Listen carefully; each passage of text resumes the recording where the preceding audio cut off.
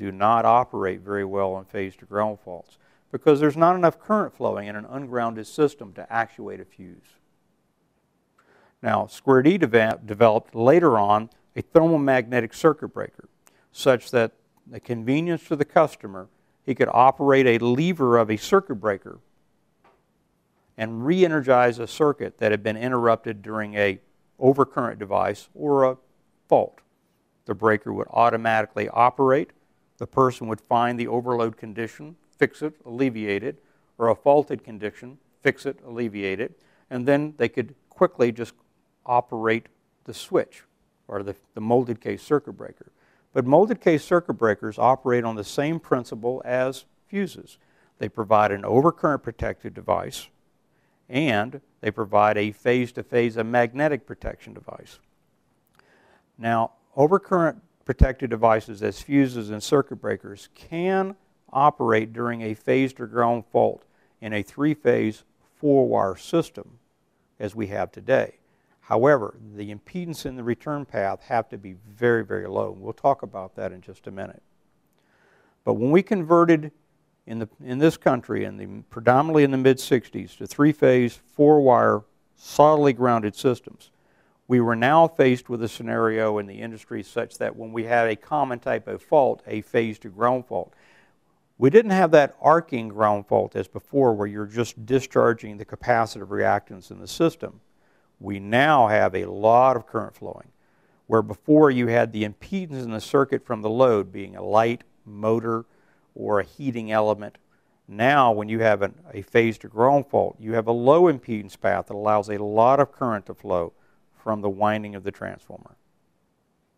Consequently, a lot of fault current flows. You have a lot of energy, much like striking a welding arc. It creates that much energy over a very, very short period of time. Not seconds, cycles. Enough energy that you can cause very serious fires and damage very, very rapidly. The problem is that if you do not have an effective means to interrupt that circuit, a lot of I squared T or energy, thermal energy, can be dissipated to the point you can set things on fire very, very quickly. Hence, and that's exactly what was happening. The predominant overcurrent protected device at the time were fuses and circuit breakers, thermomagnetic circuit breakers, not circuit breakers with ground fault. Consequently, there had to be some means of protecting the circuit. We also found that the question was, why were not fuses and thermomagnetic circuit breakers effective to protect against arcing ground faults? The principal reason was there was too much impedance in the ground fault return path in many cases. The bonding and grounding systems were not maintained, or they were deteriorated over time, such that you had so much impedance in the return path that the circuit breaker didn't allow enough current to flow to even operate in its thermal mode. For example, I'll have a 100 amp circuit breaker. Hold on, I'll stop for a minute. I want to get into specifics, but I need to bring some charts. And I can use some examples with some values, but I need to bring in a chart. If we can take, I'll pick up about impedance in the ground is why fuses don't operate well. Okay. Right. When the systems began to convert from three-phase, three-wire, ungrounded to three-phase, four-wire, the principal type of protective devices employed at the time were fuses and circuit breakers. These were thermomagnetic circuit breakers.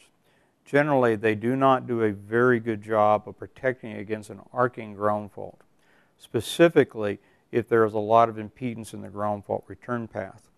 Calculations, and will be shown up on the screen, what happens when there is a significant amount of impedance in the ground fault return path during an arcing ground fault. The thing to consider, and it's most important here, that in a three-phase, four-wire, solidly grounded system, or even a resistively grounded system, we'll talk about in a moment, during a phased or ground fault, all electricity flows in a circle. If it comes out of a phase winding, it must return back to the XO of its respective transformer, generator, or power supply. Consequently, you have a certain amount of impedance in the circuit between the point of the origin of the energy transformer, we'll use that example, and the fault. During a phased or ground fault, which makes up approximately 95 to 98% of all faults, the bonding and grounding system is 50% of the power circuit at the time of the fault. This is extremely important to consider, because during these types of fault, if you have a high impedance in your ground fault return path, your overcurrent protected devices will not operate very effectively. And that's exactly why fuses and thermal mag circuit breakers traditionally have not been able to adequately protect for arcing ground faults, phased or ground faults on three-phase, four-wire, solidly grounded systems. For example, if we take a specific 30-amp circuit that is connected to a three-phase, four-wire circuit, the amount of impedance, and there's a chart that will be shown here, the amount of impedance, the maximum impedance between the point of the fault and the return of the transformer, that's the XO bushing, has to be about 3.08 ohms. Now, that's a very, very low circuit. It's a very common distribution, like for a lighting panel, a lighting circuit. However, if you go up in a power supply for a motor or something, you could be in a 100-amp circuit. 100-amp circuit, for example, takes less than an ohm, like 0.9 ohms. That's the maximum impedance you can have in the ground fault return path just to make the circuit breaker or the fuse operate in its thermal element. Remember, fuses and circuit breakers are intended to protect against overloads and short circuit conditions, those being phase to phase. However, phased or ground faults are short circuit conditions, but they have to allow enough current to flow to allow the protective device to operate as designed and intended. During a phase-to-phase fault, there is usually a lot of current available. It's a phase-to-phase. The only impedance is in the supply circuits. The fuses operate very well. The thermal magnetic circuit breakers operated very well. However, during an arcing ground fault, you're going in the current is going into your bonding and grounding system such that the maximum impedance has to be very, very low. If it's excessive, then your devices will not operate. What has happened is that power systems have traditionally gotten larger, have become larger and larger, such that the average size over time has dramatically increased. During the time of prior to 1971, when ground fault was first required in the National Electrical Code, the average size power system were significantly lower in size than they are today. In 1971, the National Electrical Code required ground fault protection to be installed on all power systems within North America or United States that had a higher voltage to ground, 150 volts to ground, with an ampacity of 1,000 amps or higher. Why was 1,000 amps selected? It was a point of great contention, but we have to consider what the average size power systems were in 1971.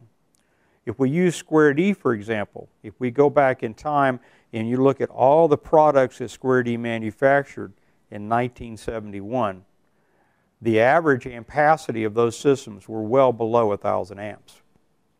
It was thought at the time that those facilities that would require ground fault protection would be large institutions, airports, prisons, industrial facilities, large manufacturing facilities, not the average facility where ground fault protection would be required. Also in 1971, it was only required on the main overcurrent protected devices, only one level.